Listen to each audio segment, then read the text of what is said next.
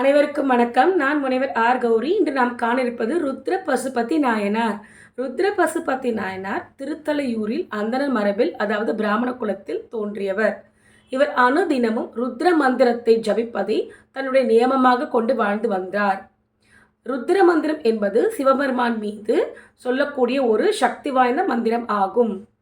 இவர் செந்தாமர குளத்தில் சென்று கழுத்தளவு நீரில் மூழ்கி தன்னுடைய இரு கரங்களை உயர்த்தி மனதை அடக்கி இந்த ருத்ர மந்திரத்தை ஜபிப்பார். இவருடைய பக்தியை எண்ணியும் இவருடைய பண்பை பார்த்தும் இவர் தன் மீது கொண்டுள்ள அதீத அன்பையும் எண்ணி சிவபெருமான் இவருக்கு முக்தி கொடுத்தார். ருத்ர மந்திரத்தை அதிகமாக ஜபித்ததன் காரணத்தினாலே இவருக்கு ருத்ர பசுபதி நாயனார் என்ற பெயரும் வந்தது. இவர் ஆடிய பாதனின் அம்பலக்கூத்தரின் திருவடியை அடைந்தார்.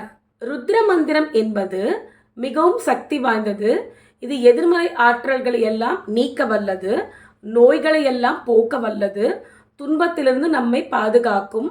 ஆனால் இந்த ருத்ர மந்திரத்தை ஒரு குருவின் மூலமாக நாம் அறிந்து கொண்டு அதை நியம நிஷ்டையுடன் சொன்னால் மட்டுமே அதற்கான பலன் கிடைக்கும். நன்றி, வணக்கம்.